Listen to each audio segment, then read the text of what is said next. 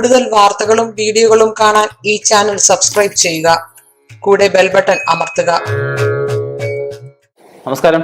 Asia live ടിവിയുടെ എപ്പിസോഡിലേക്ക് എല്ലാ മനഃപ്രേക്ഷകർക്കും സ്നേഹം നിറഞ്ഞ ഹൃദയം നിറഞ്ഞ സ്വാഗതം. ഇതാണ് നമ്മുടെ വിഷയം.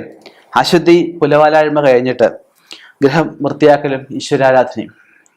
പുലവാലായ്മകളെ കുറിച്ചൊക്കെ നേരത്തെ ഞാൻ പറഞ്ഞിട്ടുണ്ട്. ഓരോരുത്തരുടെ സമുദായക്കാർക്ക് ഓരോ രീതിയിലാണ് പുലവാലായ്മകളൊക്കെ വരുന്നത്. അപ്പം ആ പുലവാലായ്മ അശുദ്ധികളൊക്കെ കഴിഞ്ഞ് പിറ്റേ ദിവസം തൊട്ട് അശുദ്ധികൾ പൂർണ്ണമായിട്ടും കഴിഞ്ഞ് പിറ്റേ ദിവസം മുതൽ നമുക്ക് വീട്ടിലെ ഈശ്വരാരാധന, പോസിറ്റീവ് എനർജിയെ നിറയ്ക്കാനുള്ള കാര്യങ്ങൾ, ഈശ്വരനുള്ള പ്രാർത്ഥനകൾ, വിളക്കത്തിരി, മറ്റു കാര്യങ്ങൾ, വഴിപാടുകൾ, ക്ഷേത്രത്തിൽ പോക്ക് തുടങ്ങുന്നതിന് മുമ്പായിട്ട് പിറ്റേ ദിവസം രാവിലെ നമ്മൾ ആദ്യം പറ്റുമെങ്കിൽ അടുത്ത കുളവോ ആറോ വല്ലതും ഉണ്ട്, പറ്റുമെങ്കിൽ മുങ്ങിക്കുളിക്കുക. മുങ്ങിക്കുളിച്ച് അടിച്ച് നനച്ച് കുളിക്കണമെന്നാണ് പറയുന്നത്. അടിച്ച് നനച്ച് കുളിച്ച് വീട്ടിൽ കയറാതെ ശുദ്ധമായിട്ട് പൊടി വസ്ത്രം ഉണ്ടേ നമുക്ക് അടുത്ത അറിയാതെ വീടുകളിൽ ഡ്രസ്സ് മാറുന്നതല്ല. ഡ്രസ്സ് മാറിയിട്ട് അതുപോലെ ക്ഷേത്രത്തിൽ പോയി അവിടുന്ന് വെളിയിൽ നിന്നിട്ട് മേശാന്തി അല്ലെ കഴുകത്തിന് ആരെങ്കിലും വിളിക്കണം. വിളിച്ചിട്ട് കുറച്ച് പുണ്യാഹം കൊണ്ടുവന്ന് തളിക്കാൻ പറയും. ആദ്യം ഇവരെ തളിച്ച് ശുദ്ധമാക്കി പുണ്യാഹം വാങ്ങിച്ച് അവർക്കൊരു ദക്ഷിണ കൊടുത്ത് വീട്ടിൽ വന്നിട്ട് മറ്റു കുടുംബാംഗങ്ങളെ വീട്ടിലും പരിസരത്തും എല്ലാം നമുക്ക് ഈ പുണ്യാഹം തളിക്കാം. കുറച്ച് കിണറ്റിലും ഒഴിക്കാം. ഒഴിച്ച് ശുദ്ധമാക്കിയതിന് ശേഷം നമുക്ക് തുടയ്ക്കുകയോ എല്ലാം ചെയ്തുകൊണ്ട് ശകലം ഉപ്പും കൂടി ഇട്ടതിന് ശേഷം നല്ലതൊക്കെ തുടയ്ക്കുക. തുടച്ചതിന് ശേഷം നമുക്ക് വിളക്കത്തിരും പ്രാർത്ഥനകളും ഒക്കെ തുടങ്ങാം. ഇതിന് ശേഷം വന്ന് വൈകുന്നേരം നമ്മൾ രാവിലെ പുണ്യാഹം വാങ്ങിച്ച് ക്ഷേത്രത്തിൽ അകത്ത് കയറുക. രാവിലെ കയറിയില്ലെങ്കിലും തെറ്റില്ല. വൈകിട്ട് കയറി വഴിപാടുകളൊക്കെ നടത്തി നമുക്ക് പ്രാർത്ഥിക്കാം. നമ്മുടെ പുലവാലായ്മകളൊക്കെ കഴിഞ്ഞിരിക്കുന്നു. നമുക്ക് വാലായ്മ കുഴപ്പമില്ല, ഒരു കുട്ടി ജനിക്കുന്നതാണ്. പുലകളൊക്കെ വരുമ്പോൾ അതൊന്നും നമുക്ക് ബാധിക്കരുത്. ആ രീതിയിലൊക്കെ പ്രാർത്ഥിക്കുക.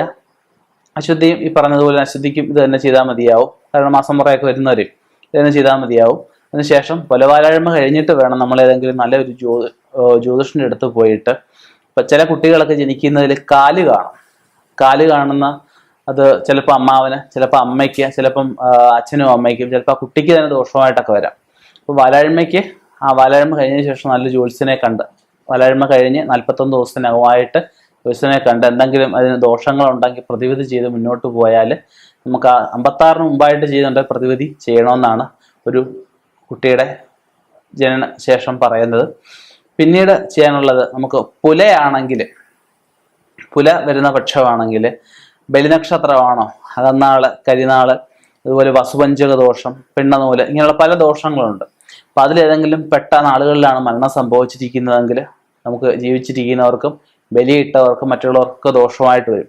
അപ്പം അതിന് വേണ്ട പ്രതിവിധി ഞാൻ ഈ പറഞ്ഞ 41-നകമായിട്ട് അത് നോക്കി ചെയ്യണം. പുല കഴിഞ്ഞാൽ എപ്പോൾ വേണമെങ്കിലും നമുക്ക് ഫോണിൽ കൂടെ ഒരു ജ്യോത്സ്യനോടും ചോദിക്കാൻ പാടില്ല. നേരിട്ട് അദ്ദേഹം സ്വസ്ഥമായിട്ടിരിക്കുന്ന സമയത്ത് പോയി ചോദിച്ച് മനസ്സിലാക്കിയതിന് വേണ്ട പ്രതിവിധികൾ ചെയ്യണം. ഒരാൾ മരിച്ചു, ആ ഒരു ഗ്യാപ്പ് വലിയൊരു ഗ്യാപ്പാണ്. അത് നികന്നു വരാൻ ഒരുപാട് കാലയളവെടുക്കും. അടുത്ത ഒരു ഗ്യാപ്പ് ഉണ്ടാവാതെ നമ്മൾ തന്നെ ശ്രദ്ധിക്കണം. എനിക്ക് പറഞ്ഞു തരിക എന്നുള്ളതേ പറ്റുള്ളൂ. ചെയ്യേണ്ടത് നിങ്ങളുടെ ധർമ്മമാണ്. പിന്നെ ചില പെൺകുട്ടികളൊക്കെ ആദ്യമായിട്ട് ഋതുവാകുമ്പോൾ അതിനും ചിലർക്ക് ദോഷങ്ങളൊക്കെ ഉണ്ടാവും. അപ്പം അതും ഈ പറഞ്ഞതുപോലെ തന്നെ അശുദ്ധി കഴിഞ്ഞതിന് ശേഷം അതിന് വേണ്ട പ്രതിവിധികളും ചെയ്യേണ്ടതാണ്. ഇത് പുലവാലായ്മ കഴിഞ്ഞ് വീട് വൃത്തിയാക്കുന്നതും ഈശ്വരാരാധനയായിട്ട് ബന്ധപ്പെട്ട കാര്യങ്ങൾ തന്നെയാണ്. വീട് വൃത്തിയാവുക എന്ന് വെച്ച് കഴിഞ്ഞാൽ നെഗറ്റീവിനെ പൂർണ്ണമായിട്ടും പുറന്തള്ളുക എന്നുള്ളതാണ്. പോസിറ്റീവ് ഈശ്വരാനുഗ്രഹം പൂർണ്ണമായിട്ട് നിറയ്ക്കുമ്പോഴാണ് ആ വീട് പൂർണ്ണമായിട്ടും വൃത്തിയാവുന്നത്, സമ്പൂർണ്ണമാവുന്നത്, വീട്ടിൽ ഐശ്വര്യം നിറഞ്ഞു നിൽക്കുന്നത്. ഇനിയും ഇതുപോലെയുള്ള വ്യത്യസ്തമായ വിഷയങ്ങളുമായി കണ്ടുമുട്ടാം. നിർത്തുന്നു. നന്ദി, നമസ്കാരം.